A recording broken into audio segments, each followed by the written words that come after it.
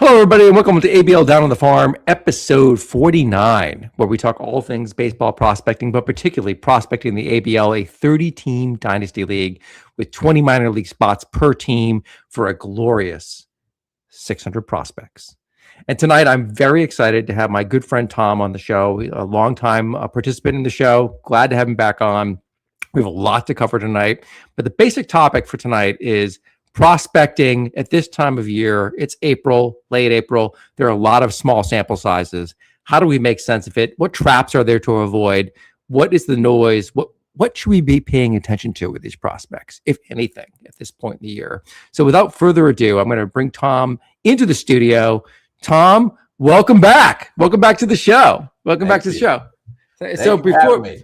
Oh, absolutely. Should we address the elephant in the room, or we're just gonna? Let's do it. Let's do it. So, like, it is, NBA basketball playoff season. Tom and I are both huge Celtics fans, and so we have the banner on the bottom right there, right? We own the Sixers, right? Definitely own them. Right now, we're crushing them in Game 3, as it should be.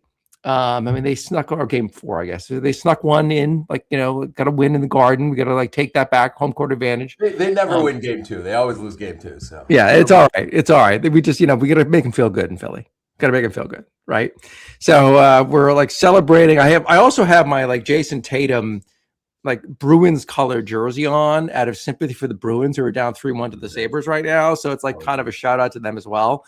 But this is my Jason Tatum Bruins color jersey. It's got the Finals logo on it. I'm all in. It's got the NBA Finals logo on the back. It's it's a pretty good shirt. Not gonna lie. But let's talk a little bit about the huge gold wrapper chain you have on your neck, right? And I know the story, but for our listeners, what is the story behind the gold chain Celtics necklace? Goes back to 2022. It was we had the bright idea to buy last minute tickets to Game 4 of the NBA Finals, with the Celtics having a chance to go up 3-1 against the Golden State Warriors, and the Steph Curry, Draymond Green team on their last legs, and we thought we would see them go up 3-1, ready to go back to San Francisco, close them out in San Francisco, and we would see them off and have seen the championship kind of on its way. Little did we know Steph Curry had other plans. I believe he scored 41 points, something like that. It felt like 1,000. His best game ever. Yeah. In terms of stage and importance, etc. Long story short, the best memory I have is this plastic gold chain that I am now wearing. Yeah. That was my gift to you. I had to go back to the memorabilia section of my house to go find I'm sure this is the first time you've worn that since the game. It is the first time it's definitely the first time I've worn it in a game. I think you snapped a picture maybe when I was I have one not ready that has made it somewhere around some of my friends, but that's about it. That's probably the only 2 times it's ever been worn on camera. So all right, there you go. I'm very excited to have it captured on the show. Let's switch over to baseball, because that's what this is about, in fantasy prospecting. But I did want to give a shout out to our Celtics, who are destroying the Sixers right now as we speak, and we'll check in at the end of the show. On the screen over here somewhere. All right, so good. So we'll check in periodically about how we're doing, but we got to move on, get past this little hurdle, and advance into the deeper part of the playoffs. Anyway, so tonight's episode is going to be mostly about prospects that are really hot right now and getting a lot of buzz in the industry, or prospects that are cold and are getting a lot of down thumbs right now in the industry based on very small sample sizes. It's April. Very little has happened. There are prospects that are basically oscillating between 80 plate appearances and maybe 110 plate appearances for hitters. And we're going to mostly focus on hitters tonight, because the innings pitched is so small right now that it's wildly too small of a sample size. Although I do have one pitcher on the list, which we'll talk about. But before I get to that, I did want to cover one thing that you brought up on our last time we were together, which is episode 39. So we're going back 10 episodes. And one of your crushes, Esmelin Valdez, right? So here's what you had to say about Valdez, and then I want to talk about how he's doing right now. Speaking to players that I don't mind discussing openly, I think the one guy I'm most excited about is Merlin Valdez. I own him in basically every league that I'm in, having picked him up a while ago. And again, I think we haven't been on together in a while, so this would have been the guy I picked a while back. I know I've had conversations with other owners, a few months back even, and he was already the guy on this list for that reason. For a while, he was leading the minors in homers. He's fallen back from that pace as some of the guys are now up in the 30, or I think are up to 30. He's in the low 20s now. And something like 400 at bat. So it's a 30 home run, 600 at bat pace. So the power is there, no problem. I think, he's an extremely young hitter in Double-A. He's managed to keep the K rate down. I think that's something that I'm particularly excited about. I think that if you watch his swing, he has kind of there's a definite kind of step in the bucket as he turns to try and create pull power. But at this point, if he can kind of keep the K rate in the mid 20s, I think it plays with the power that he's got. These guys walks up to 10, 13% between the levels here and single A and Double-A, while maintaining the power and all the isometrics, et cetera. The exit velocities are good. And I think I have the stat here. He's third in homers for players his age and younger. So that's basically Montes, Basayo, and then him, right? Lazaro Montes, Sam Basayo, as Merlin Valdez. Same number of extra base hits as Montes, right? So we're talking about the same kind of profile. It's that kind of production for everyone who's pretty excited about Montes. And basically the same age as Montes, the same level. Yeah. That's not a bad call out, brother. All right. And I have his stats on the bottom of the screen, right? Look at that strikeout rate. Yeah, you said mid 20s would play, 20.4 so far. Yeah. And that walk rate? More walks than strikeouts is usually a good thing. If you can That's a good thing. That's a good thing. Not bad for $1. And he's at AAA right now. He's at AAA, so that's a good call out.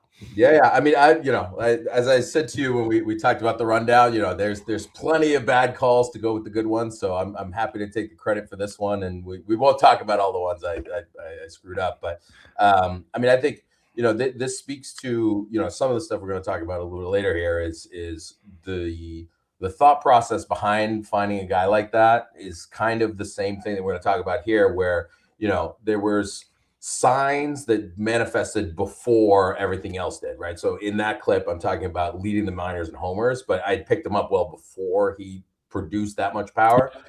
Some of the metrics that we talked about in terms of on that show were about things like ISO, which is a little bit more reflective of production overall with power rather than just the homers. The homers, especially over the fence homers, once you get into the upper levels, can be very, very fluid in terms of, guys with very high power grades will have lower home run totals, and the reverse is also true just because of just the flukiness of how homers can work. ISO tends to be normalized a little sooner, as we can talk about in a minute, and also can just be a little bit more representative of gap power that's going to turn into home run power.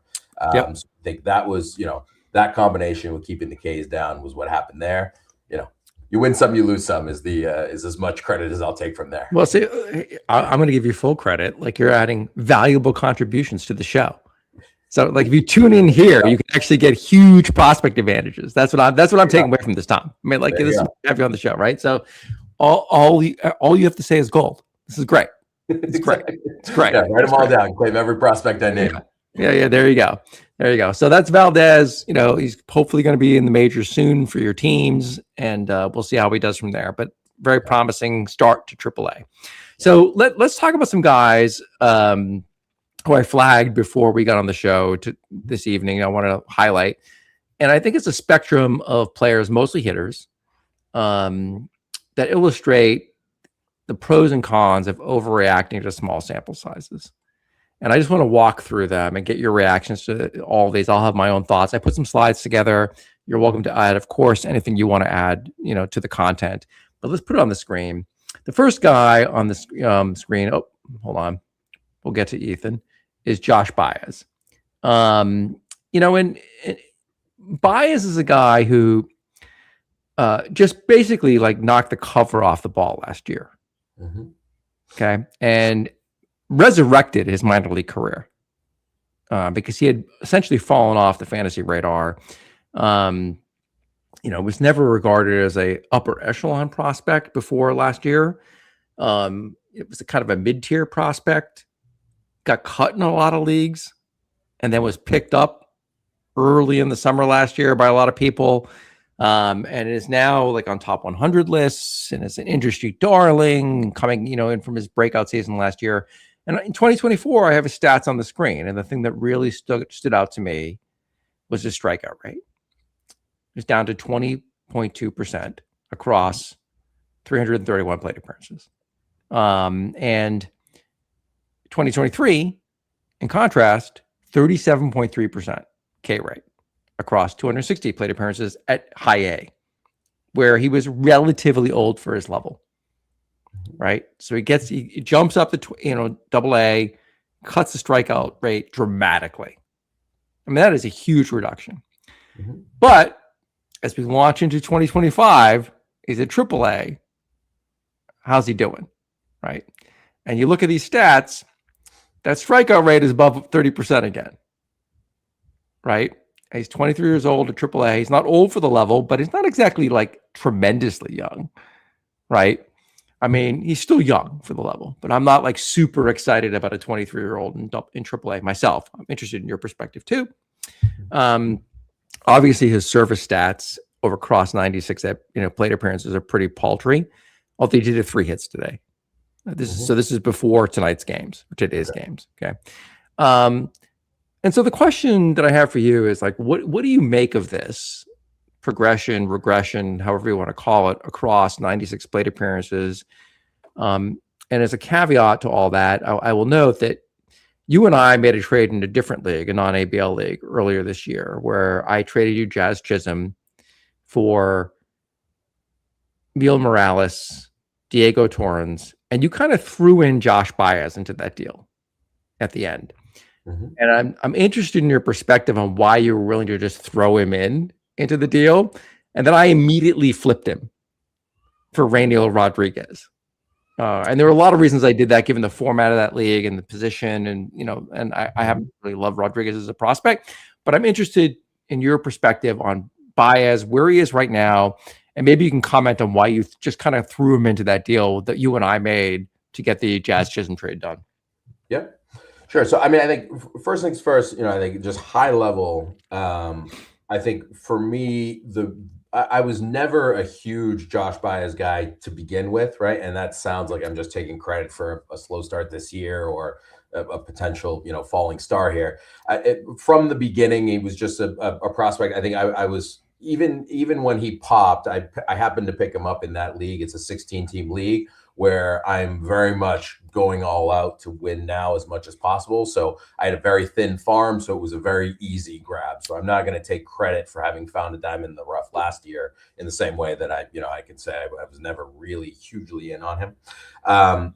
The reason for throwing him in this year, I think the thought was specifically to that league, right? The way the rules are, there's a large premium on maximizing the absolute top end of your roster if you're really trying to win, and which is something in spite of my current standing in that league, I'm hoping to do. It's early. It's early. Yeah, hopefully it's getting late to be early. But anyhow, the thought there was to say, there's an opportunity to land a star, go all out and do so. Not at any cost, but really kind of, close the deal right then and there was the thought. Baez felt like a lesser loss than maybe someone else who, I was well aware that he was on top 100 lists, et cetera. So, sure. And I think it's important in comparing it in the context of ABL that it's a shallower league, but that this league in particular is a shallower league. That said, for me, the red flags, in many ways were muted, but still potentially relevant, right? You have a hitter that spent, I think it's 4 years in the minor before that, or 3 years in the minors before that, before 2025. Now we're talking about, because that deal happened before this year really started in earnest. Yep. I would say three out of the 4 years, let's say, and it could be missing a complex season at the beginning, but somewhere in that neighborhood where the contact rate is in the low 60s. Topping out in the mid 60s at best, right? And then there's one season where that contact rate jumps up a little bit, but you read all the reports and it's not he's found something in his swing and he had this huge hitch and now he's fixed it. It's just, he's making more contact and it's kind of reacting to results rather than talking about the process. And when the sample is so large historically, there's a lot of power hitters. Think of Chris Davis of the Orioles to pull a name in the, kind of a very obvious historical context name. Yep. I'm pretty sure his MVP or near MVP season, he hit like 300 and cut his K rate for one season and then promptly went back to striking out 35, 40% of the time. Right. So while it feels like a big sample, I believe, so I'm looking at, so it was like 150 high A repeating the level at bats, right? Where the contact rate is in the low 70s. So, okay. Yep. Small improvement, repeating the level isn't really generating the contact that you're looking for. And then up to AA, again, raises the contact rate again. So sure, it's possible he's found something, but when you aren't reading the reports that back that up to justify the process, to me, it was someone where I'm going to capitalize on the helium. This is definitely an overpay in the context of our deal. I think our negotiations started centered around Morales and Torres, but to me, that was, found money in the sense that I was able to get him on the cheap. I'm going to flip him here, capitalizing on the value while it's hot. And I'm not going to sit here, try and turn a top 85 prospect, I don't know, top 75, whatever the industry ranking was, into a top 65 level prospect when I have a chance to land a star. So I was like, I'm going to throw him in and get this deal over the finish line. Yep. No, our negotiations usually last about 3.2 seconds anyway. So it's like, it's fine. So, it made a lot of sense. I was like, oh, sure, I'll do that deal. Right. Yeah. You threw Baez and I was like, great. And I was like, I'm going to flip him. And the reason I was going to flip him is the same reasons you just articulated. Right. And I was talking with Jeff via DM because I'm a huge Cardinals fan, as you know. And so I would love Baez to be a superstar. Yeah. Right. I mean, I'm all in on that. The hype, I would love it. Right. And Jeff is very much in on Baez. He loves Baez. And there was a lot of peanut gallery criticism for selling Baez and then flipping him, I believe, if I remember. Yeah, and I was just like, and Jeff is a very good owner, so I'm not critical. Yeah, he's a very good owner. So I said to Jeff, I was like, look, he did it in 1 year. I want to see him do it again. And the strikeout rate is real. I mean, he's the 30% strikeout guy. Yeah. Now, that can still be a very productive player in the major leagues. It can be.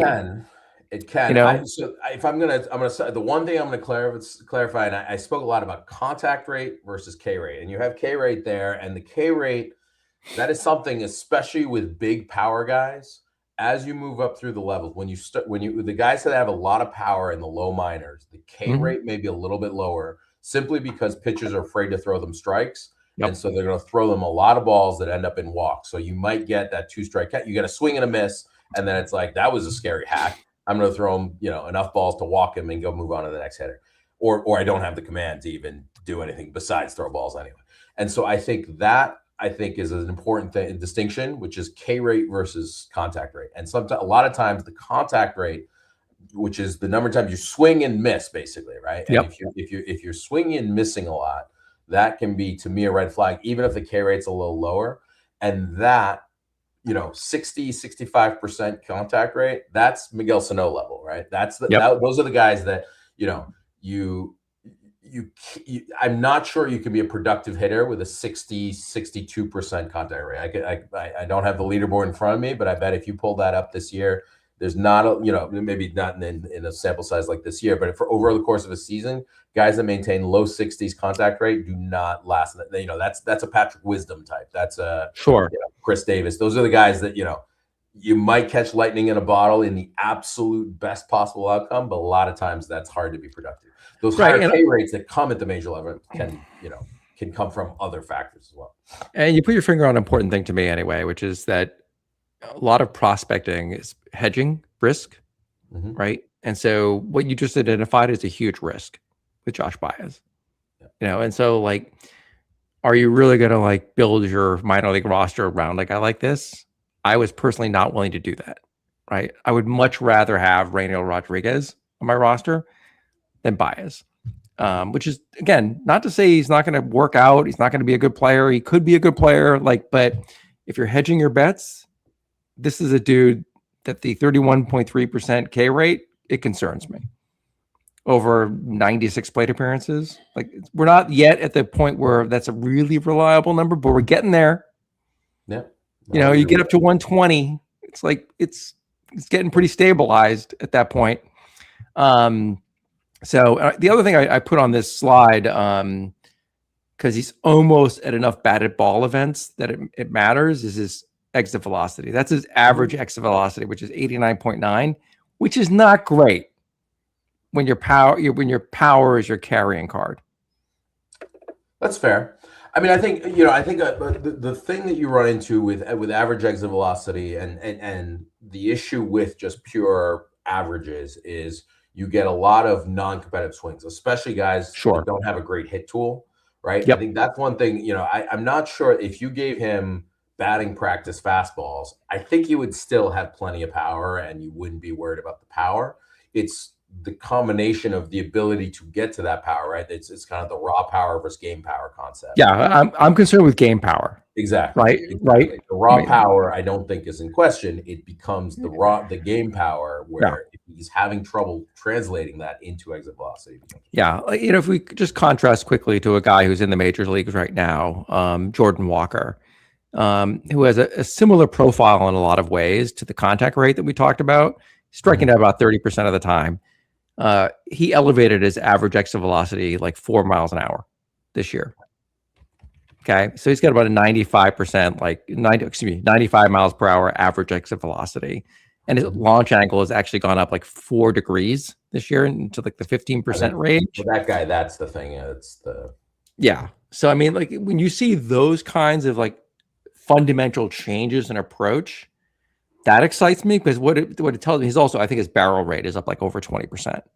Right. So you're seeing a guy who has actually had a change in the contact quality he's making, and also, the batted ball trajectory, right? More barrels, higher hard hit rate, higher launch angle, higher exit velocity, and he's off to like a really good start. I think Jordan Walker is going to have some peaks and valleys because of his, K rate, and he's going through a little valley right now, but it's much more exciting to me to see that kind of change. And if we saw something similar in Baez, I'd be more excited. But going to your point, like, I haven't read anything that says his approach has changed, and that 2024 season is a little wary to me as an outlier.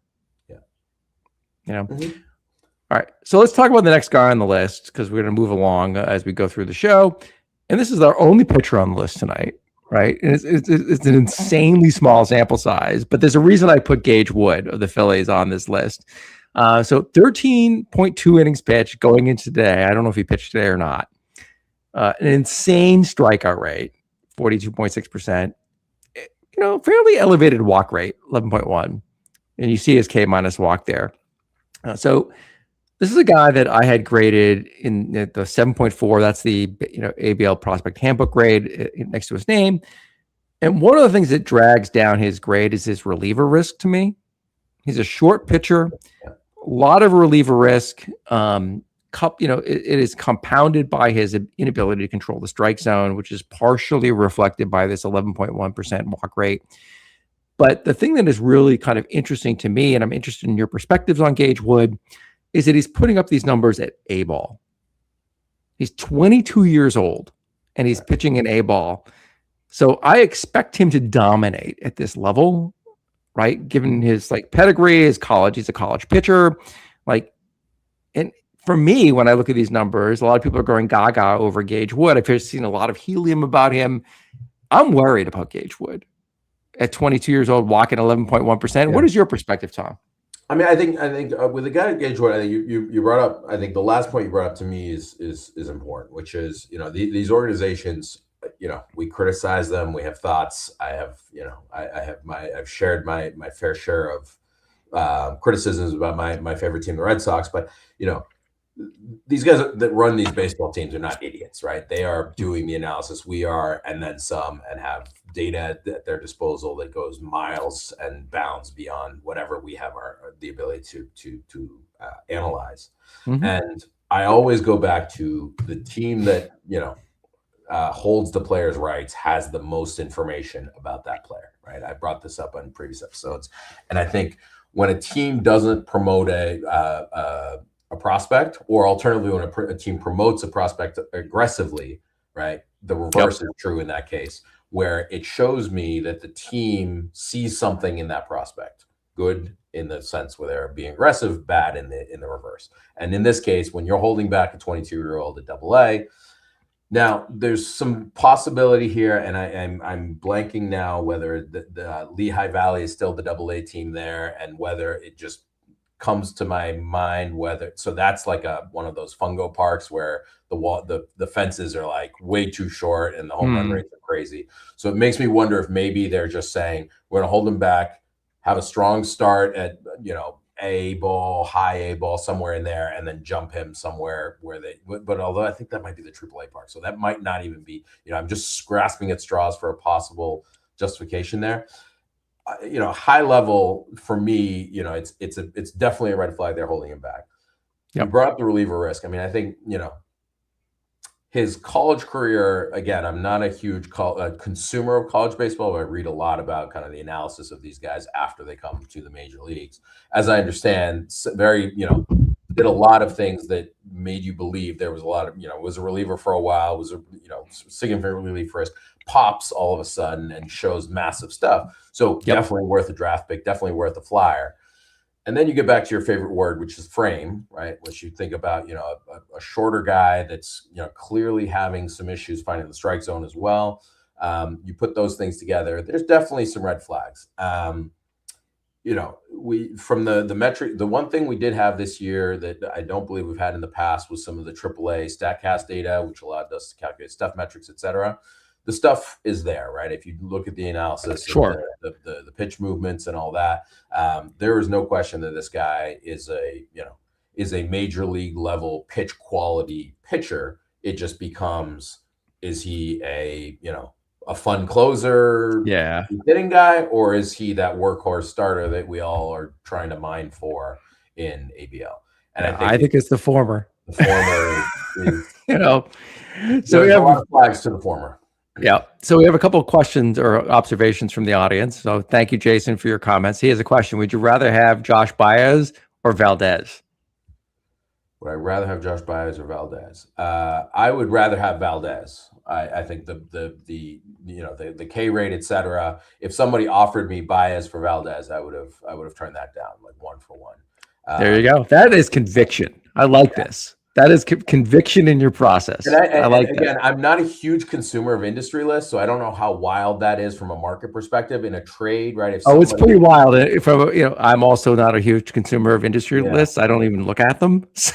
That is like, I don't think Valdez is highly ranked anywhere, like really compared relative to Baez. Maybe I'm mistaken. I thought I'd seen things that he was in the in the fringe 100, late 100. Yeah, Baez is in the top 50.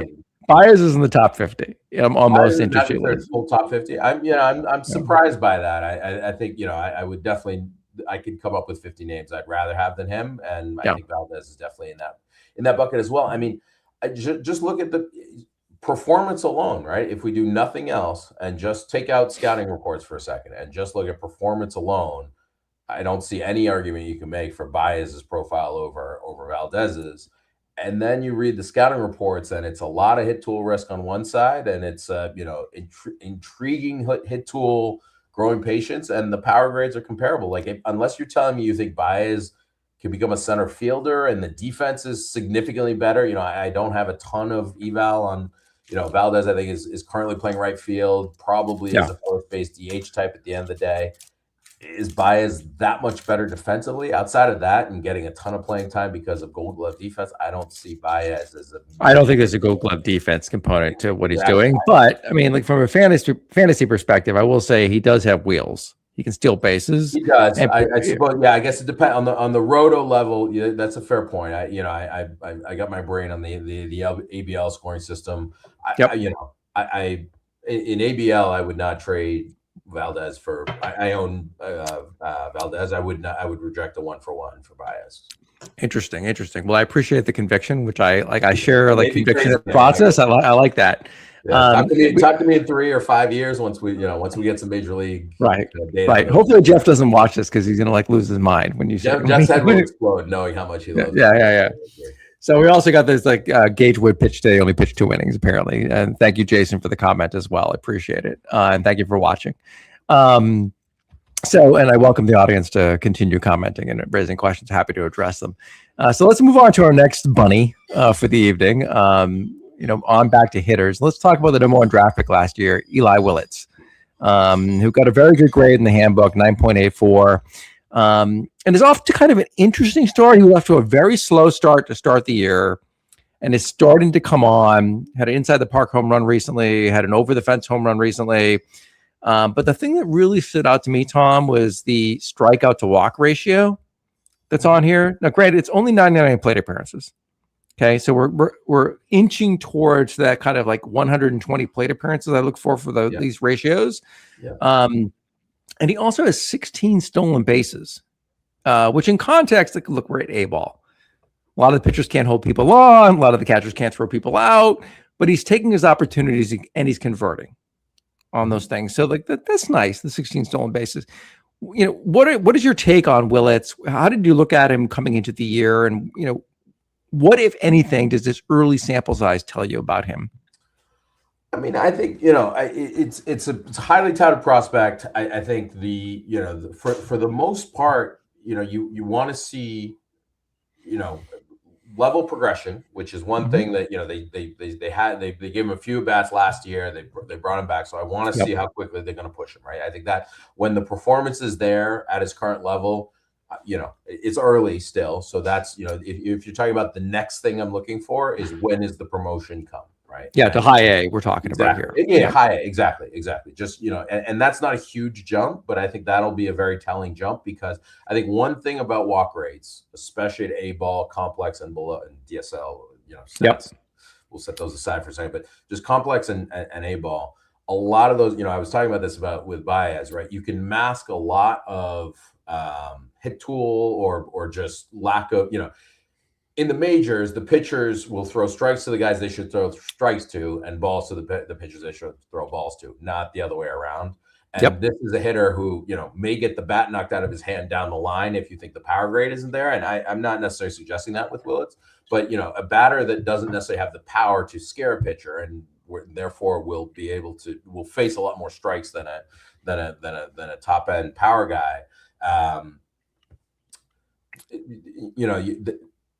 There's definitely a situation there where that walk rate may be a little bit smoke and mirrors where, he has a good eye and he's just working the walks rather than just swinging at it. He'll take that strike just knowing he's going to get walked at the end of that at bat based on the way the guy's throwing. Right. And that's a little bit of narrative. I haven't seen enough, live at bat to definitely say that.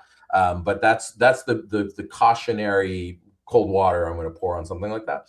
That being said, it's performance at an age appropriate level with a good walk to strikeout ratio. I think is it's all positive.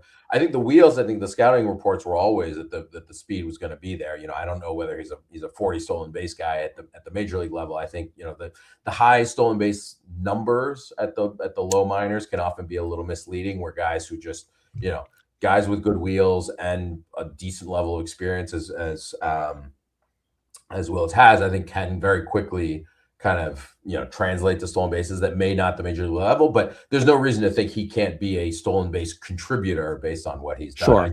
Sure. It's not that you don't see those reports of that crazy top end speed. Yeah. And reports of those, amazing base running instincts. But again, I mean, there's, that stuff to me is totally kind of reading between reading the tea leaves where, we don't really know what his stolen base production will be, because also it becomes an organizational philosophy so quickly, right? You see guys, depending on the type of mindset, and the stolen base is back a little bit this year, so that's a little bit changed. But at the end of the day, you get guys, Juan Soto has stolen 38 bases or whatever in a season and 7.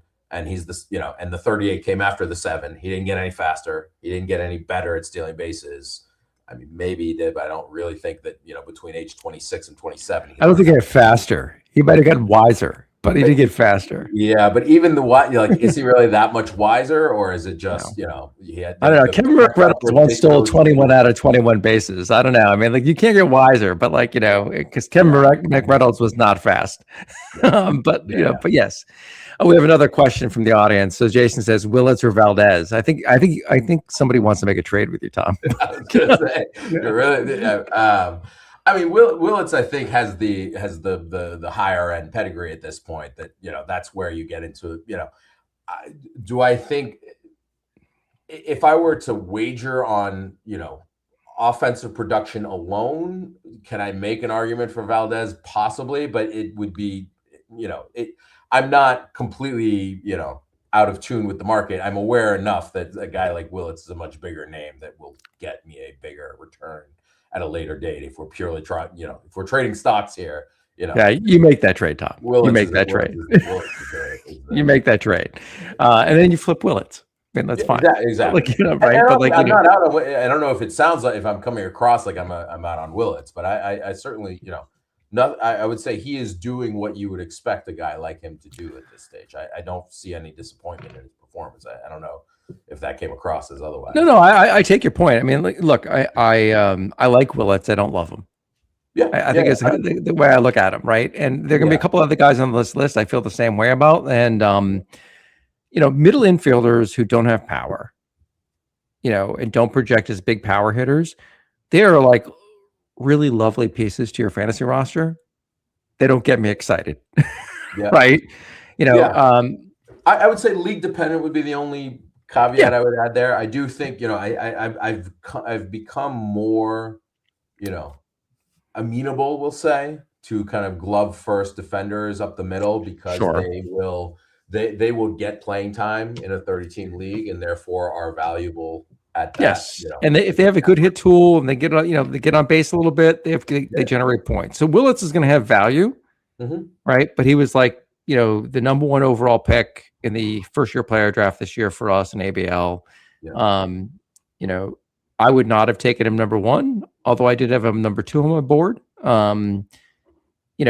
Seth Hernandez was my number one guy on the board. Although I bypassed him to take Liam Doyle, which I'm now geez, what was I doing? Although I'm I'm not overreacting to the sample size on Doyle, but one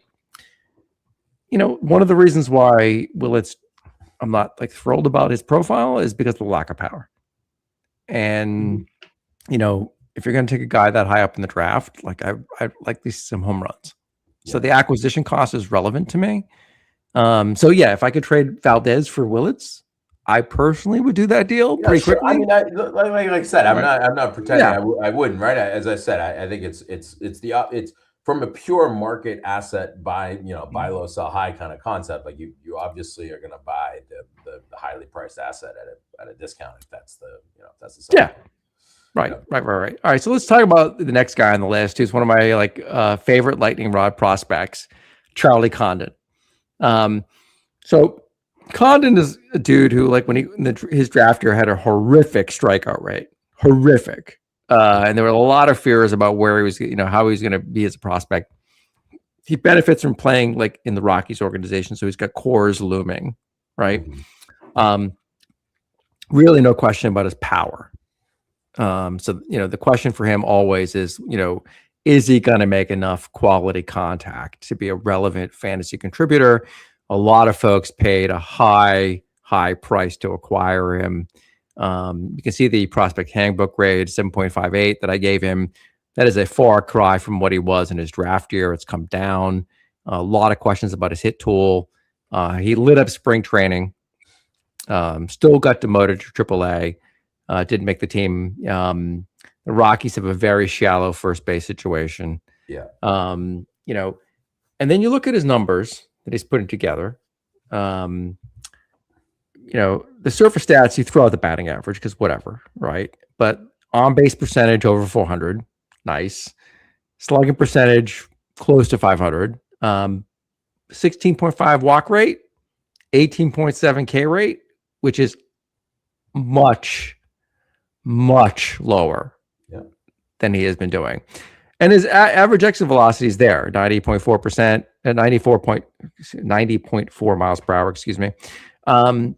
You'd like to see it a little bit higher, candidly, for a guy like Condon. But to your point, like, quality at bats. How many plate appearances? We're talking 91 plate appearances, much fewer batted ball events. Like, we're not really quite there yet to like make a judgment about that, but it's within reason, a good number. Last year he had a 25.9% strikeout rate. Again, that was coming down off of a plus 30% rate before then. What's your take on Condon, where he is right now in his career? Presumably he's going to get promoted very, very soon. And I'm just interested in your, philosophy or thoughts or approach to a guy like him. Yeah, I mean, I think he's someone. I would say a couple of things, right? One of the things I noted about the whole like aggressiveness of promotion with teams, et cetera, and a guy like that not making the team. The one caveat I would add there is, notwithstanding service time games, which is, I think something that can always happen in these scenarios. Whether that was the thought process here or not, we'll never really know. Especially with the way the incentive structure is now, you wonder almost if they'll just hold them down all the way through the back end of the year and kind of make do with what they have, knowing they're kind of non-competitive. They have a newer, smarter front office. Honestly, that is probably the economically most viable path forward for them in terms of just, you waste a year of him in the minors, but you'll get the year at back end of the control.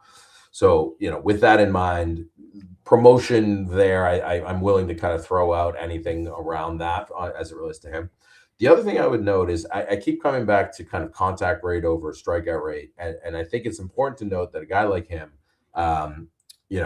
even in that fully lost year of 24, where things look disastrous. I mean, I think many people kind of, bailed on him. Yep. At that point, it was still at high 60s. I think 68%. I have it here, so 68%, right? And so that's too low for what we want him to be at, but it's still that's higher than most of those Josh Baez seasons we were just talking about, as an example, right?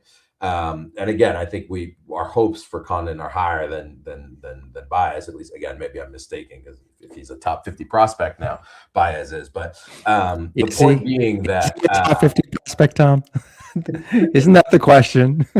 I do think that Condon, I think, is showing signs of life in the way that you want him to, right? I think the contact rate is climbing steadily as he's climbing the levels, right? That's another important thing, right? Generally speaking, what you're hoping for is kind of treading water on the contact rate. And a guy like him, who had a pretty serious wrist injury last year, also, yep, I think that can't be forgotten, and is showing, good power. And again, now we get into kind of what are the stats we can look at in terms of this rate, in terms of power. I think the ISO is back over 200. Mm-hmm. The max exit velocities, he's hit a ball 112 miles an hour, something like that. Yeah, I don't know if you have it on screen, but I don't, but that's right. That's right. 113 miles an hour, something, yep, like that. Was hitting hit a couple of rockets in spring. So, all of those kinds of indicators that the power is back into that, high 70, 80 grade level range, right? And that means that piece, the wrist injury concern, has gone away. Combined with the contact rate, that's the combination. That's the thing I'm preaching about with these power hitter types, right? These first base DH types, you gotta produce there. Now, Condon has a chance to play third base. I understand he's been converted to first base almost exclusively. I think he's playing a little bit in the outfield too. I think he's got in the outfield, yeah, right. So it sounds like he's falling down the defensive spectrum rather than being a third baseman, which just, I come back to the defense that doesn't help us in fantasy, but gives us more passes. It helps us in playing time. Exactly. It helps us, which helps us in fantasy. There's better hitters than Matt Chapman, but the career that Matt Chapman has made and the amount of at-bats that he's gotten, especially in a 30-team league, would be extremely valuable based on the fact that he's got that, that Gold Glove defense. And I think that's, I'm not talking about that level of defense here, but just that's the point in continuing to bring back the defense. Yeah, well, this is why in the handbook, for example, like I have positional value. Yeah. Right. And this is, to your point, right? Chapman, because he's a third baseman, just in the, if you look at only that thing alone, yeah, he's more valuable than a first baseman. Right. And it's because there's going to be more competition to play first base. There's so many people get relegated to that position. Right. Not everybody can play third base. right? It's a skilled position defensively. And a guy like Chapman can have a longer career, even though his, he's fallen off. He's like faded away. He has some like really high end, years as a fantasy player, but he's still kicking around. He had a nice hit the other day. He can still do it. But yeah, Condon's a guy that I'm excited about because of the progression that I've seen in his contact rate, and I think the power will play at Coors. And we'll see when he gets promoted. But in the 30-team league, I think it's a lot of value in a points league, particularly when you home runs count for 4. You're not worried about batting average. You've got like the walks counting, and he's consistently walked in the double-digit rate. So if he can continue to do that, there's value there. And it's all about acquisition costs. If you're one of the people who drafted him in the top 10 a couple of years ago when he came out, I'm not sure you're getting that return. But if you've acquired him since then, maybe it's there, right? Let's talk about the next guy on the list, Colt Emerson. And we were talking about Eli Willits before. And this is, to me, like the more advanced version of Eli Willits in terms of the years and progression in minors. Yeah. I have his stats up. He's at AAA, right? 20 years old, very young for the level. Okay. Super exciting prospect, huge prospect grade in the handbook. I think it was my 8th overall ranked prospect. A lot of things to like about the kid. I'm not sure he's ready. Okay. So he's got a 26.2% strikeout rate. Walk rate is fine, but not great. Average exit velocity is pretty crappy. What are your thoughts on him, where he is right now, right? And whether he needs another year in the minors? I mean, needs another year. I don't know. I mean, this is where you run into kind of the divergence between fantasy and real life, right? Yeah. If you're talking about what he can bring to the table now, I think there's a version of the world where he can come up and be a productive enough hitter where his value to the Mariners, and we talked about the fact that he's on he can field, by the way. He can field. Exactly. He's a good fielder. I think, right? I think he can be a contributor to the team sooner rather than later, even if the bat isn't completely there. And you run into this whole Seattle effect where I think the hitters are just completely suppressed there. I mean, if you just look at Adrian Beltre's career, we had this debate a while back that I thought he was one of the better hitters of his generation, and just happened to play whatever it was 6-7 years in Seattle, and that totally depressed his stats, et cetera. And I do think that still is a very real thing. I think if you look at the pitchers, some of those pitchers that tend to struggle maybe on the road or go elsewhere and aren't the same pitchers that are great pitchers at home, I think that park is Emerson Hancock. We are so excited about Coors. I think this is one of the harder parks. So I think from that perspective, I think there's a very real version of the world where he comes up and fantasy owners are disappointed. So if it's purely, are we expecting him to come up and perform this year based on the production so far? I think the point about putting on some more man muscles, I think, would help, right? I think the production, and AAA, especially for the Pacific League, is tends to still be a little bit cartoonish in terms of how those work. So I think any kind of performance there, you take that with a little bit of a grain of salt. You mentioned the crappy exit velocities. I think again with the average there, with a guy that has limited hit tool questions, I think I'm a little less worried about the average, or I consider the average a little more representative is what I should say. I'm a little less worried about the average not correctly representing it, which means that a lower number is less than ideal. Yeah, I'm with you. And I do think the fact that he isn't short sample things that I'm looking for, right? And we'll talk about some of the other guys. And we something that I always look at is max exit velocity as an example, right? I understand that it can be very volatile and you can get some outliers, et cetera, right? But if you hit your hardest ball your age 20 season after your age 19 season, that's a sign that things are trending in the right direction. And the fact that the hardest couple balls he's hit are still last year's, And again, it was a small sample in AAA even, so whatever it was, 30 at bats or something like that. So it's not like we have a massive sample size, but between spring and last year, I believe that he has yet to hit a ball harder than that in the 100-something at bats he's had this year, right? So the power and the maturity maybe isn't quite there, which does bring some concern to his ability, especially in a very, very difficult park, to produce this year. So if your question is, should they be, what are they waiting for? Why don't they bring him up? I don't know that that's, unless they see, a fielding value that's justifying and they have a big hole in the lineup. I haven't looked that closely at their lineup construction to think about where he would fit. I mean, they have room. I mean, long-term JP Crawford, I think his contract is up at the end of the year. Yeah. Right. So there's no immediate rush there, but they're like Juan Brito is like running out there like it's a regular. I mean, they could use another infielder on their roster in Seattle, but to your point, I'm not sure that he is, from a fantasy perspective, ready to really contribute at this point in his career. He may have a wonderful career and he may develop into a player that can really hit and hit for power, but that 50 hit tool grade is looking kind of real and, risking 45. And, that's concerning to me as a top end prospect, right? As if, and again, it's all acquisition costs too. Like, if you were to try to trade right now for Colt Emerson, I would pump the brakes on a guy like this.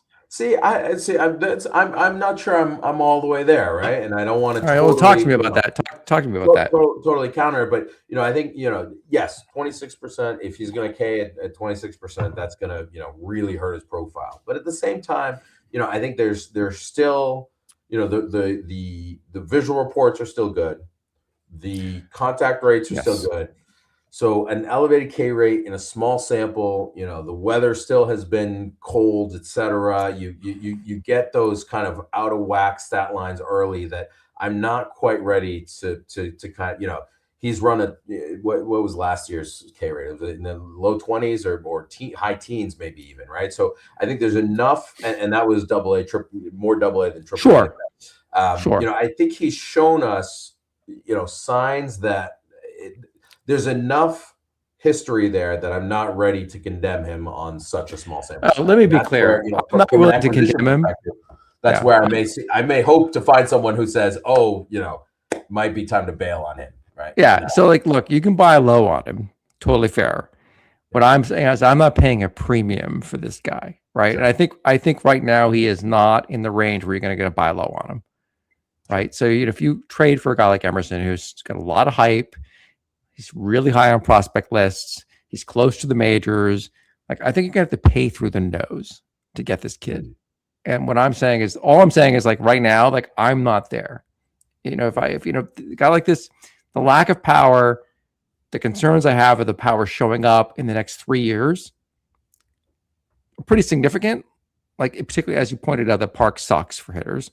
But in ABL, we have a contract system where you have to make a decision relatively quickly on a player. And as a guy who's not maybe going to hit for real power, for some period of time, and he's in a crappy park for it, am I going to make a deal and pay? The guy who owns him right now in ABL is Duke. Are you going to pay Duke through the nose to get Colt Emerson? I am personally not going to do that. It's not because I think he's a crappy player. I think he's a very interesting prospect. He could have a very fine career. I think the Mariners actually have a hitter coming up through the minors who's actually a better power hitter, which is Michael Arroyo. But they're probably going to end up trading him because this guy's going to end up playing the middle of the infield and be their guy because he can field far better than Michael Arroyo can field. Gosh, if Michael Arroyo got traded out of Seattle, I'd be so thrilled because I have him in a lot of leagues. That'd be great. But, all I'm saying is that Emerson, I'm not condemning him at all. I think he's a very fine prospect and he could develop into a very fine major league ball player. But from a fantasy perspective, the lack of power really concerns me, particularly given what I perceive, perhaps wrongly, but what I perceive right now is still a very high acquisition cost to get him. Like, Yeah, I think, I mean, obviously acquisition cost with all of these questions, right? The acquisition cost is really the real question, right? Because I would love to own every prospect at the right price, and I would sell every prospect at the right price, right? So there's no, there's no that with that unknown, it's hard to say buy or sell definitively. I think the only additional point I would the only last point I would add is, I think the fact that he's looking at, you brought up the Seattle park into the future, right? That would be the biggest concern for me, is just, that was probably why I wasn't as high on Emerson as some of the other names that kind of popped last year for that reason. That's kind of an oversimplification of kind of all of this, where, this guy might get, I mean, now that he's signed an extension, I don't know that they would trade him at this point, but prospects are liable to move at the last minute just before they graduate, and all of a sudden your whole analysis goes out the window if all it is. Sure, I think they're very committed to him, but yes, I take your point. Emerson is probably the wrong example for that reason. Yeah, I take your point. Michael Arroyo, he could get dealt, but like this guy, he's going to be in Seattle. I could be wrong, but that's my view. Let's move on to the next guy on the list, who actually is a guy who really intrigues me, which is Elian Pena of the Mets, who got really mediocre scouting grades over the season, which is largely driving that handbook grade of 5.69. And I noted this on a prior episode not too long ago, that he got a very aggressive assignment by the Mets, going directly from the DSL to A ball, so skipping the CPX. And he is knocking the tar out of the ball right now. And not only is he knocking the tar out of the ball, you look at that strikeout to walk ratio that's on the screen. It's pretty impressive. Only across 92 plate appearances, right? And so how do you evaluate a guy like this, who is, seemingly exceeding his scouting grades? He's a DSL prospect that had a lot of people excited a year ago. It had a solid but not spectacular DSL campaign, and was to your point, got aggressively assigned by the Mets, which is a plus. So where are you on Pena right now? Yeah, I think Pena is an interesting, definite watch list guy / you're watching closely and trying to see how the performance develops. I think if I'm not mistaken, he was a pretty big bonus guy too, right? He was. Yes, yeah. So, which can be instructive and sometimes can be a little misleading if the deal is made a while back, which if I'm not mistaken, actually might have been the case with Pena as well. Actually, he was kind of an early agreement guy. Regardless, I think, that to me can point to something that the scouting department has seen as pedigree, et cetera. They've gone the extra mile to kind of pay up for the guy coming out just based on the visual evals. Then they've, as you pointed out, and we've talked about already, the aggressive promotion, I think is a big positive. And then from there, kind of, treading water, if nothing. I mean, and honestly, he's doing way more than treading water, but performing well at that level is a very good sign. The exit velocity is positive. The reports of the defense, et cetera, to come back to that, are, you're sliding down the defensive spectrum. Everybody signs as a shortstop or a center fielder, and then before you know it, they become a third baseman, and then they become a DH or a second baseman. Or a second base. Well, yeah. I think the thought with him is he's at least with the video I've seen is he's filling out, we'll say. Yeah. He's probably going to be a corner. He'll probably end up in a corner. But at the same time, I think the performance is there. That that's good. What that means, everything I've just highlighted about the defense, which doesn't matter at all, fantasy, puts pressure on the performance to maintain.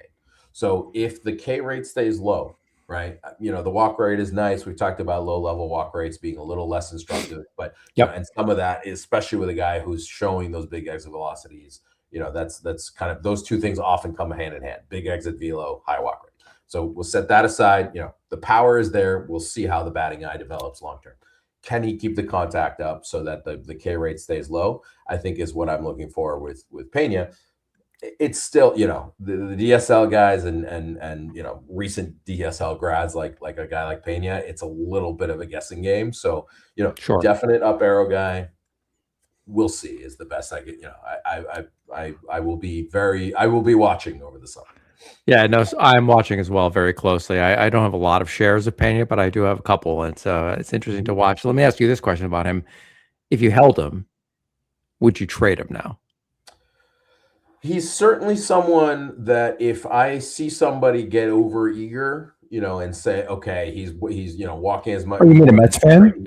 Yep, a Mets fan. But I Yeah. mean, it doesn't even have to, somebody who is like if somebody sees it as like, this is the next big thing, and I'm willing to pay as though he's the next big exciting name, that's where, I'm always amenable to sell. He is not a must hold.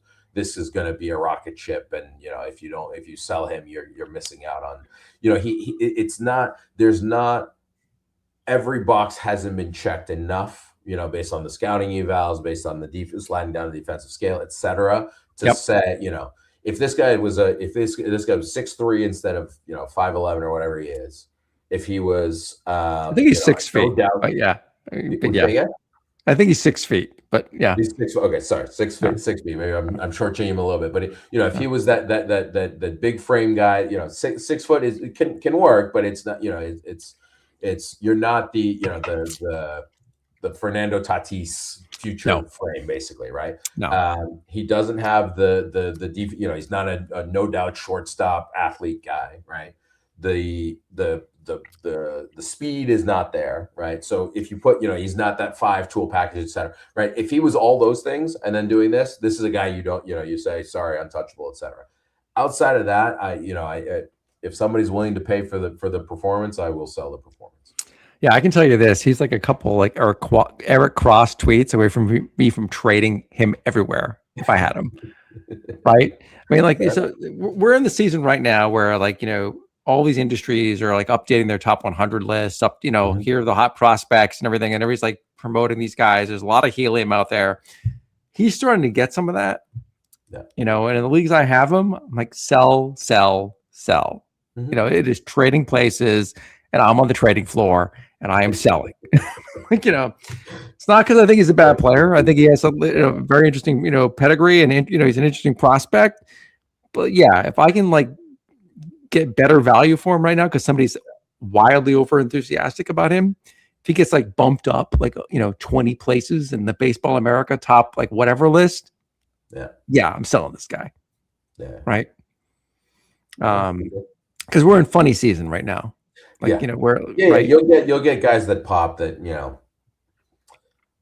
I am watching for sure. I'm interested. I'm intrigued, but I'm not sold. Yeah, I agree with you. And just to touch on that before we move on to the next guy, like, we are literally in the time of the year where all these industry publications update their lists, right?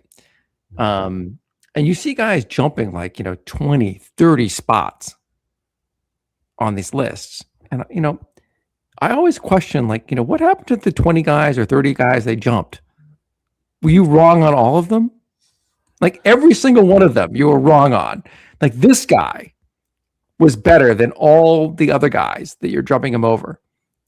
And you were wrong on that guy. Like, how good was your list before?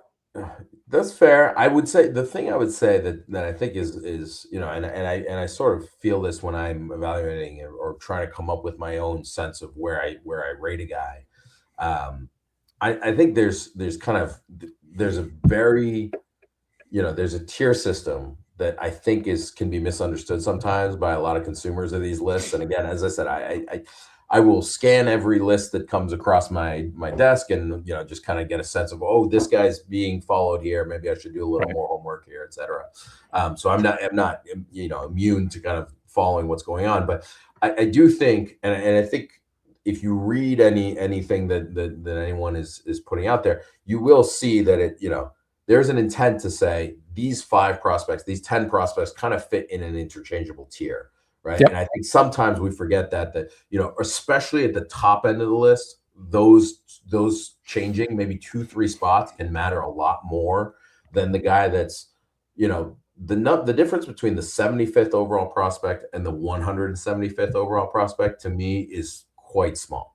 right? And I think, a hot start, a slow start, an injury, I mean, on the pitching side, that's where you get guys that blow up, or alternatively, now that we have better stuff metric, I think some of those very small samples, something blowing up on the stuff and the performance that goes with it, I think can be, often lead to, jumps that appear like a massive repositioning of the valuation that you're talking about, where sometimes that should be taken with a grain of salt. Now, of course, if you've got a guy that was 75 that jumps to 8, I'm always like, something weird happened there, right? You really have that, like, you must have really seen something that just no one else knew about. I mean, or that you clearly had no idea could possibly be in the realm of possibility.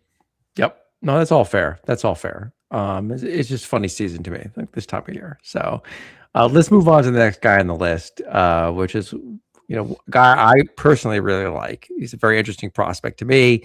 Luke Dickerson of the Washington Nationals, 20 years old, in A ball, had a really bad wrist injury last year, which completely undermined his debut season.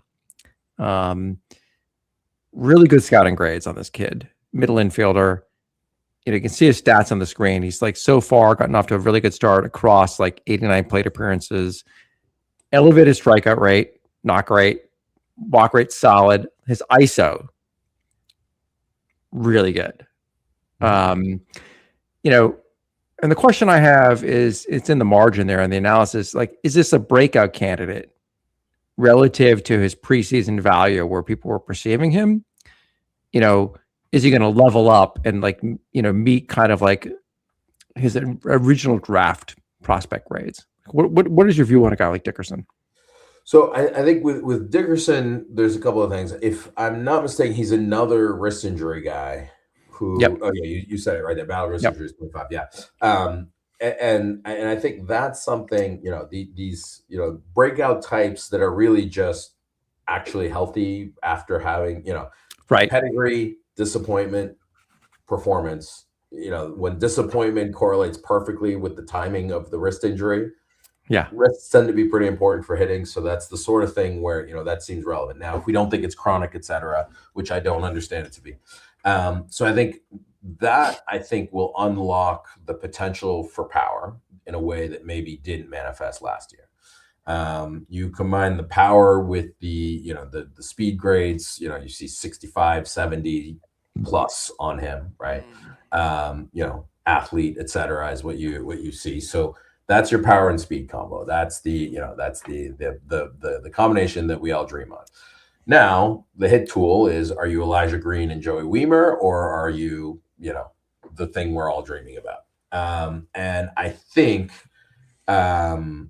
the high K rate is concerning in that sense, right? And if you look at the, I'm going to go back to my boring old contact rate stat, that is offsetting that a little bit, right? He's in the low 70s. So that's, again, that's on the low side, but it's indicative of a slightly, that 70% contact rate, 73% contact rate, I see it now, should not track to 29% strikeout rate, with one exception, which is you've got no idea how to read breaking balls coming out of the hand, and you basically are just not swinging at all, right?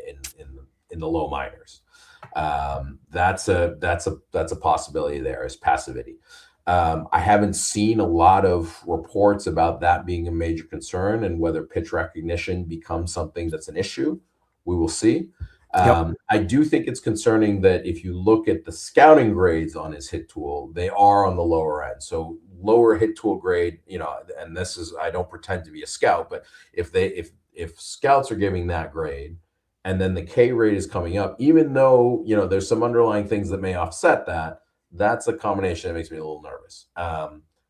With the speed manifesting, the power, as you said, you mentioned the ISO being, over 200 as far as I'm concerned, it'll play basically. And when you're near, he's almost at 300. It's exactly. pretty stunning, right? But a very small sample size. I mean, it's almost irrelevant for ISO at this point, just to be fair.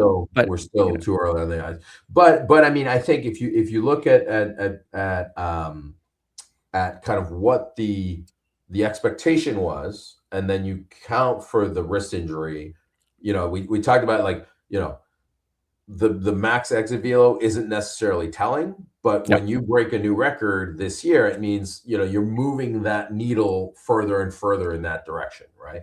And even if the sample is too small to take noise, and it could very much be noise. It's noise in the right direction is how I think of that, right? Noise moving towards a signal. Yeah, we're like pretty much aligned on Dickerson. Like I actually acquired him in ABL, along with Chris Rodriguez in one deal, and these are the reasons I acquired him. What you're just articulating now, with the the caveats, the red flags you've also identified. What I'm really looking for with him is, does he get it promoted to high A? Yeah. And when does that happen? To the point that we raised earlier in the show, which is the progression of promotion. Yeah. And how much does Washington really believe in him? So I'll be looking for that. What I'm hoping for is that by June, maybe late June, he's up in high A ball, right? And if I see that, I'm feeling pretty good as a Dickerson owner, right? Yeah. And then of course we'll see how he does, and he has to prove it at that level. But like as a 20-year-old in A ball, given his skill set, like he should do well, at this level, right? I want to see him at high A. Yeah. I'm willing to, and again, he's not old yet, but it's an important point, which is, okay, we're going to give him a pass for the wrist injury and say last year was kind of a wasted year. You got to make up for lost time now and kind of reset the metronome back to you have to get promoted. You have to keep pushing that line. Otherwise, it's a sign that, your own org is seeing you as languishing and not ready for those higher levels. Yeah. All right. So we got a question from the audience, Tom. All right, which I'm going to post to you. You ready? Yeah, this is like different players. You ready? All right. Okay. That's like Ralph Felix Velasquez, also one for points leagues. Okay. So Rafael Velasquez and Lou James Grover, who has one of the best names in fantasy of all time. Lou James. Come on. So I mean he used to go by like Gino or something, and then went back to I don't actually, is it Lou James? I don't want to. Well, I'm going to call him Lou James. If he pronounces it some other way, Gino, or it was Gino. At least that one I couldn't screw up, but this one, I love it either way. However he pronounces it, God bless him. Yeah. Like, if he wants to come on the show and correct me, also good. Welcome anytime. Yeah. I'll start with. I can start with Velasquez quickly. Velasquez is funny because he's one of those guys. I think it was 2 years ago, and I think this was in Major League Dynasty. The owner I was going back and forth with, another Dynasty league that we share. I was going back and forth. There was a league where I had gotten a sense that the owner was willing to sell on him, and I just kept coming back to and we never got it over the finish line on a deal. And I remember because it was one of those, like, the perfect definition of like the small sample stats that don't matter versus the stats that normalize quickly, right? Where it was like the K rate was a little higher at the beginning, contact rate was still high, right? Yep. And it was like batting average was super low, but the on base percentage was higher, and it was like driven by a lot of factors. And I just, he's always been a guy that I liked more, I think, than what my perception of the market was. I somehow have not ended up with a ton of shares. So and now that he's performing, and I think he performed last year pretty well, if I'm not mistaken. The big gap year was 2 years ago. So he kind of fits in the bill into the one that got away a little bit. I would say he's still in AA versus having moved up to AAA. So I think that's something I'm watching, which is good to see some performance in AA. I believe he's moved mostly off catcher, right? I don't think he's doing much, if any, catching anymore. I agree. Yeah, I think that's the case. I'll confirm quickly. Yeah. So that was a hope at one point that he would be kind of your, a top end hitting catcher. And now he's not that. Or at least qualify enough that he would get the eligibility. Yes. Right. Yeah, exactly. A guy that would play a couple times a week, or maybe once a week, or even a couple times a season, even, you could hope for and get the production. And I'm not sure that that's a reality. I think they've moved him, first base and left field, I think, right? And in the outfield, is he playing outfield at all, or mostly? Yeah, although at the major league level, I don't know if that's happening. Yeah, so I think, at this point, he's become a first baseman, which sets the bar much higher, right? And so that's where I think the performance really has to stay. So start legit. I think, you know, what I'm looking up the stat line now in terms of exactly. Yeah, I mean, I'm not sure that start is all that legit, right? The K rate's low. That's nice to see. You know, I'm looking, you know, 800 OPS. You know, that'll work, but that's not, Sure. you know, For blowing first baseman, not baseman, spectacular. not quite there. No. And then lastly, still a double A, right? So if they're not pushing him, it means, you know, it's fine. It's not. We're not. I'm not. It's a problem, but I would not say it's a start that I'm all excited about, and I'm like, oh, this is definitely legitimate. Yep. So let's move on to Lou James Grover, because this is a guy that I actually like a little bit. Particularly in a large format league, a 30-team league that's a points league. Third baseman. Okay, so he got I think he got a 7.28 in the handbook or something like that, over 7. So this is a guy that I project is above average regular, or maybe an average. He's a tweener, I would call him, between like above average regular and an average regular, which in a 30-team league is like solid value, right? He continues to perform at a very quality strikeout to walk ratio. So he's at age appropriate. He's at 24 years old. He's at AAA, perfectly fine. He plays a premium position at third base. Going to our discussion, like, where can you play on the diamond? How much playing time are you going to get? Like, to me, it's all about like acquisition cost. If you're a guy who drafted him and has been holding him, like, I would hold a dude like this in a deep league, because he's probably going to get at bats. He's gotten to AAA as a third baseman. He's probably going to get to the majors as a third baseman. He's going to be a regular in the lineup somewhere. Is he ever going to hit for a lot of power? I don't think so. But like, could he be league average power? Could he have a great walk rate for a third baseman? Probably. He's like going to be better than Charlie Hayes.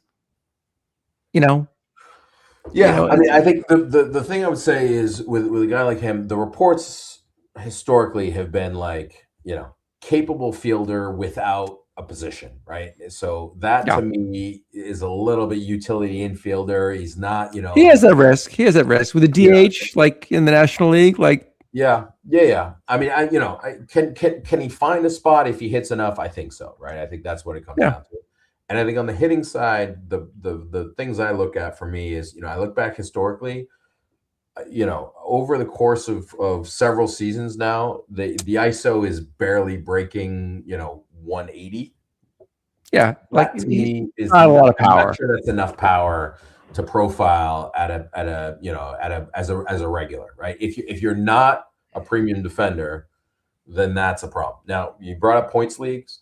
Every scoring system is a little different. If you're talking about kind of standard points leagues formats where there's huge penalty for Ks, I think he will manage to keep the K rates down. I think there's evidence of high contact rate, low strikeout rates.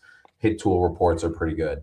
You put those things together, I think that side he'll hold his own there. I traded him away actually in the Major League Dynasty league that we share, where total bases is, and basically OPS is a category. Yep.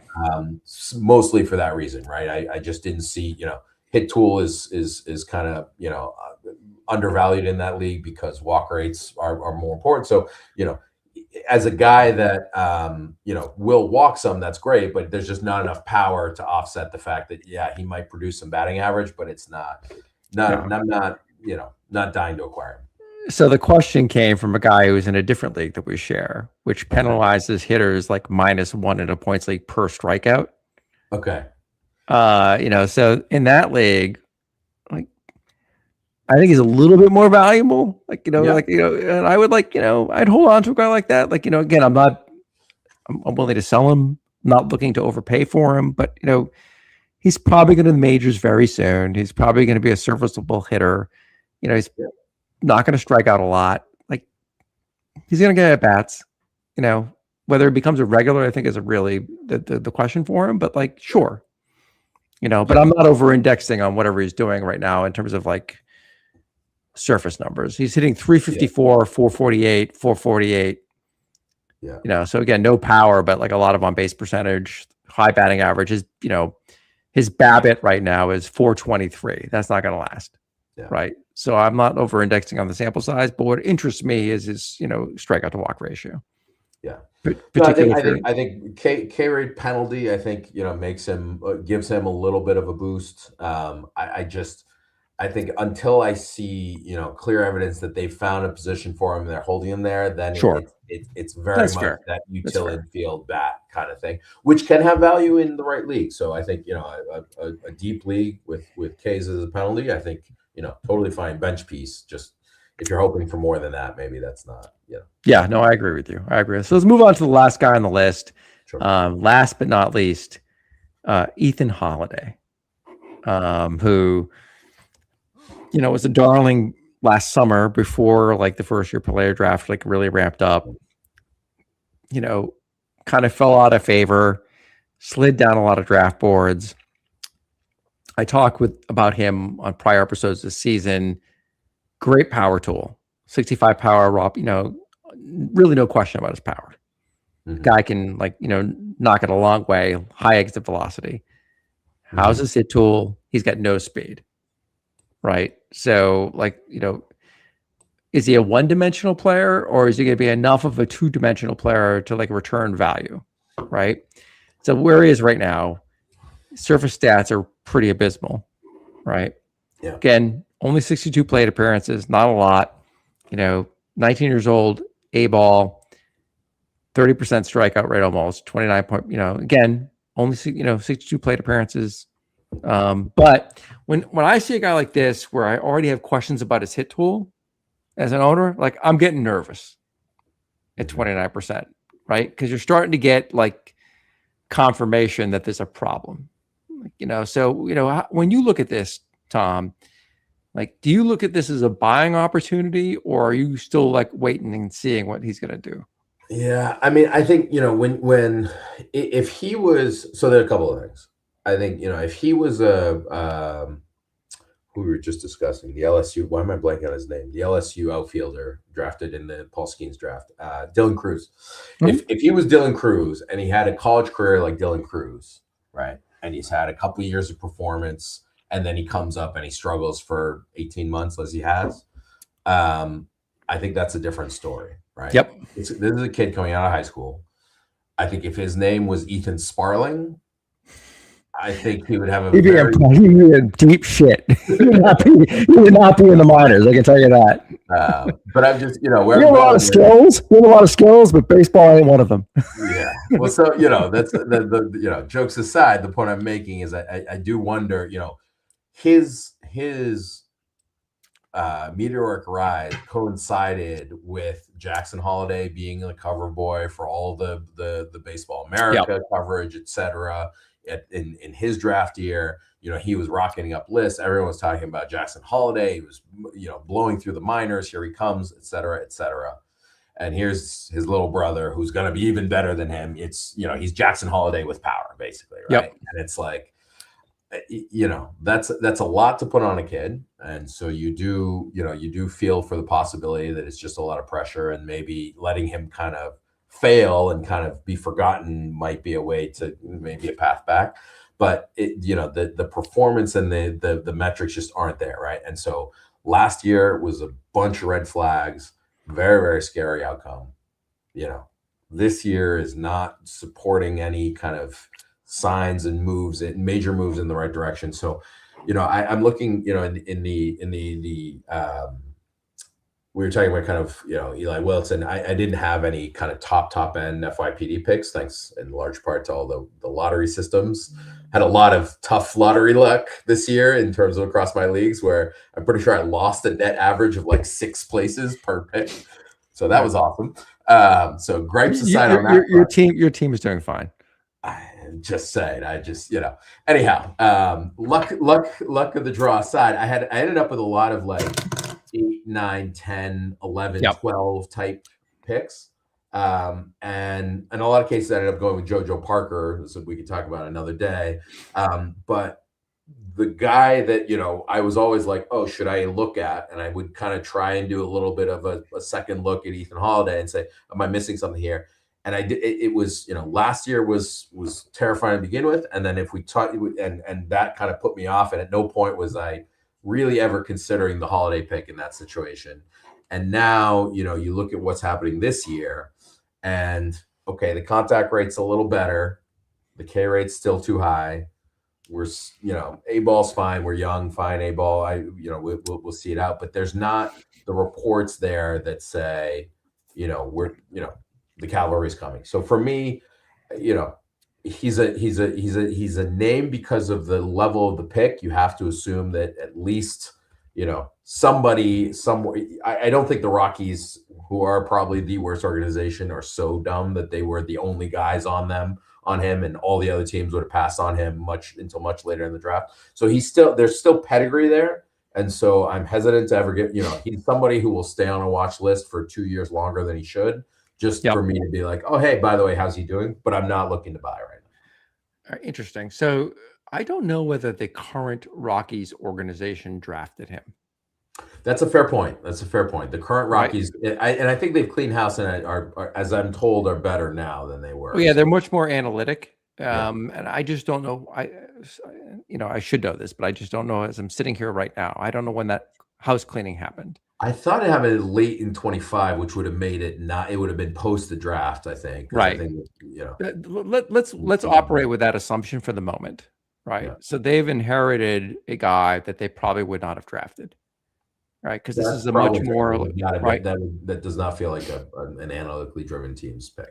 Right. So, Holiday is a player that slid down my draft board a lot. And in ABL, for example, I had picked 1.9, I think, and I took Dynasty Colome, the DSL player, and the other guy I was thinking about was Anibal Gomez, what's his name? Yeah, Anibal, the center fielder for the Gomez. Yeah. And so he ended up going 20. Yeah. But I would have taken both those guys over Holiday. And I would have also taken JoJo Parker over Holiday, as you did. And the reasons are the ones I've already stated. It's the hit tool risk, the lack of speed, and whether that power is ever going to be realized in game. I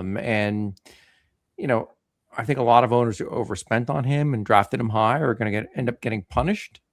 It may take a few years for them to realize it. And this concerns me. The only silver lining, and I flagged it on this slide, is that his walk rate so far, again, a woefully deficient sample size, is 14.5%. And that's a good walk rate. And, if it continues, probably want to get it to 120 plate appearances to really pay attention to it, at least. If that continues, it suggests that his hit tool might be a little bit better than advertised.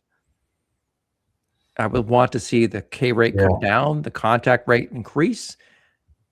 That's what I would be monitoring if I was a Holiday owner. I have 0 shares of him. Yeah. But if I had a share, that's what I'd be targeting right now. Yeah, I mean, you definitely, for me, the second part of what you talked about is contact rate and K rate. For me, is so much more critical. I mean, the walk rate, having an elevated walk rate is nice, but I think you see that with prospects. The power grade is decent, at least decent. I don't know if it's elite, but it's there. Let's say 65. He's a 65 power grade in Baseball America. Okay. Yeah, I would have said 60. Yeah, 65. Okay, let's assume their scouting is a little better than mine. So let's say 65, right? So I think that plays, and I think a guy like that a pitcher is worried enough about giving up a homer or two. 14% walk rate, that's nice, but if it's coming with a 30% K rate, to me, you're kind of dead in the water, especially at A ball, right? To be clear, at those right. Well, and to your point, maybe that 14% walk rate is being driven by pitchers who are scared of his power. Yeah. So interesting. Super fascinating discussion. We covered a lot of ground, a lot of prospects, and I really appreciate it. And just to check in on a very important thing. Right, because we started the show with this: the Celtics own the Sixers, right? So what is the score right now? Do we have an update? Less than a minute left. Celtics 128, 76ers 96. I think we got this one in the bag. I guess I just got to keep wearing the chain now. You have to wear the chain, right? So here's the real question, Tom. Right, we got to roll it back and do it again. right? So we can make a pact right now that barring a real blocker, right? Let's go watch the clinching game. If they get to the finals, all right. We might be flying to Oklahoma City. I hope wherever it is, let's do it. Like let's make a blood oath right now. Like it's like because I will do it. Like we fly in, whatever the cost. Like go in like wherever it is. Hopefully it's not Oklahoma City, but if it is, fine. That's like a 3 connecting flight from Boston, I think. Yeah, it's all good. Like because maybe it's in Boston the game, like that's the clinching game. But let's make it happen because I want to be in the stadium where they win. Oh, yeah, I've been privileged to see a lot of NBA championships with the Celtics, and I've never seen one in person.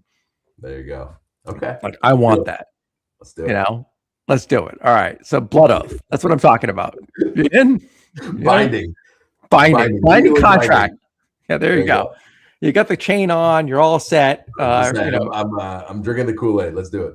All right, let's do it. All right. So you heard it here first on ABL Down at the Farm. We're going in live to a Celtics game coming soon, hopefully, to the NBA. But back to fantasy baseball for a minute. Thank you very much for coming on the show. I know it's late on a Sunday, so I really appreciate it. We all have lives, and really a lot of fun to have you on as always. Rooting for Valdez for you.